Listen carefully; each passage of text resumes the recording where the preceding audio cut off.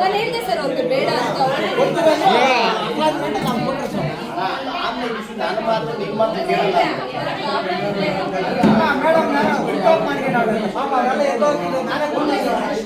ಹೌದು, ಈ ಬಾರಿ ರಾಜ್ಯದ ಬಹುತೇಕ ಜಿಲ್ಲೆಗಳಲ್ಲಿ ಮಳೆಯ ಕೊರತೆ ಎದ್ದು ಕಾಣ್ತಿದೆ. ಮುಂಗಾರು ಮಳೆ ಬೀಳದೆ ಯಾವ ರೈತರು ಉಳುಮೆ ಮಾಡಿಲ್ಲ. ಸರ್ಕಾರವೇ 30% ಜಮೀನುಗಳಲ್ಲಿ ಮಾತ್ರ ಬಿತ್ತನೆಯಾಗಿದೆ ಅಂತ ಒಪ್ಕೊಂಡಿದೆ.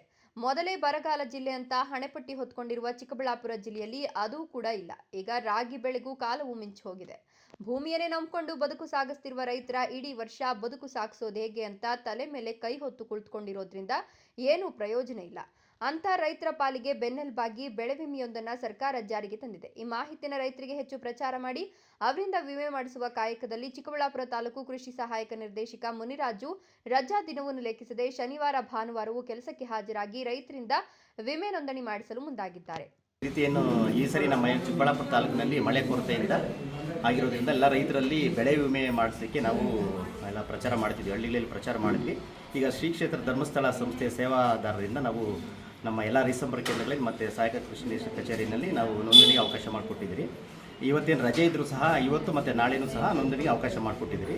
ಈಗ ನಮ್ಮದು ಆನ್ಲೈನ್ ಆಗ್ತಿದೆ, ಬಟ್ ಪೇಮೆಂಟ್ಗೆ ಸ್ವಲ್ಪ ಸರ್ವರ್ ಇಶ್ಯೂ ಇದೆ. ಅವರು ಮೇಲಧಿಕಾರಿಗಳ ಹತ್ರ ಮಾತಾಡಿದ್ದಾರೆ, ಒಂದು 2-3 ಅವರಲ್ಲಿ ಅದು ಸರ್ವ್ ಆಗುತ್ತೆ, ಅದು ಪೇಮೆಂಟ್ ಮಾಡ್ತಾರೆ.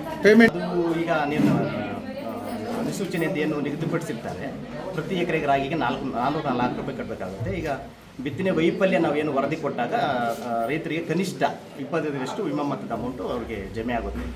ಆದ್ದರಿಂದ ಈ ವರ್ಷ ಬಿತ್ತನೆ ವಿಫಲ ಸಂಭವ ಇರೋದರಿಂದ ಹೆಚ್ಚಿನ ರೈತರನ್ನ ನಾವು ಮನವೊಲಿಸಿ ಕಟ್ಟಲಿಕ್ಕೆ ಪ್ರಯತ್ನ ಮಾಡ್ತೀವಿ. ಪ್ರಮುಖವಾಗಿ ನಮ್ಮ ತಾಲೂಕಿನಲ್ಲಿ ರಾಗಿ ಮಳೆಯಾಶ್ರಿತ ಬೆಳೆಗೆ ಹೆಚ್ಚಿನ ಪ್ರದೇಶದಲ್ಲಿ ಬಿತ್ತನೆ ಮಾಡ್ತಾರೆ. ಇನ್ನು ಮಂಡಿಕಲ್ ಭಾಗದಲ್ಲಿ ಮುಸ್ಕಿನ ಜೋಳ ಮತ್ತು ನೆಲಗಡ್ಡೆ ಬಿತ್ತನೆ ಮಾಡ್ತಾರೆ. ಬಿತ್ತನೆ ವೈಫಲ್ಯಕ್ಕೆ ನಾವು ನೋಟಿಫಿಕೇಶನ್ ಮಾಡೋಕ್ಕೆ ಅವಕಾಶ ಇರೋದು ರಾಗಿ ಮಳೆಯಾಶ್ರಿತ ಬೆಳೆ ಆಗಿರೋದು ಹೆಚ್ಚಿನ ರೈತರನ್ನು ಅದಕ್ಕೆ ನೋಂದಣಿ ಮಾಡೋಕ್ಕೆ ನಾವು ಕ್ರಮ. ನಮಗೆ ಸಮಯಾವಕಾಶ ಬೇಕಾಗುತ್ತೆ. ಈಗ ಮುಂದಿನ ವಾರದಲ್ಲಿ ಗ್ರೌಂಡ್ ಟ್ರೂತಿಂಗ್ ಅಂತ ನಮಗೆ 2 ದಿನದಿಂದ ತರಬೇತಿ ಆಗಿದೆ. ಕ್ಷೇತ್ರ ಮಟ್ಟದಲ್ಲಿ ಎಲ್ಲ ಇಲಾಖೆಗಳು ಒಳಗೊಂಡಂತೆ ಗ್ರೌಂಡ್ ಟ್ರೂತಿಂಗ್ ಕಾರ್ಯ ಮುಗಿದಾದ್ಮೇಲೆ ಅದನ್ನು ಸರ್ಕಾರ ಮಟ್ಟದಲ್ಲಿ ಕ್ರಮ ತಗೊಂತಾರೆ. ಈಗೇನು ನಾವು ಹೆಚ್ಚಿನ ಹೊತ್ತು ಬೆಳೆ ವಿಮೆ ನೋಂದಣಿ ಮಾಡಲಿಕ್ಕೆ ಕ್ರಮ ತಗೊಂತಾರೆ. ಗ್ರೌಂಡ್ ಸ್ಥಿತಿ ಮತ್ತು ಬಿತ್ತನೆ ಪರಿಸ್ಥಿತಿ ಯಾವ ರೀತಿ ಆಗಿದೆ ಅದನ್ನು ಒಂದು ಮೊಬೈಲ್ ಆ್ಯಪ್ ಮುಖಾಂತರ ನಾವು ಅಪ್ಲೋಡ್ ಮಾಡ್ತೀವಿ.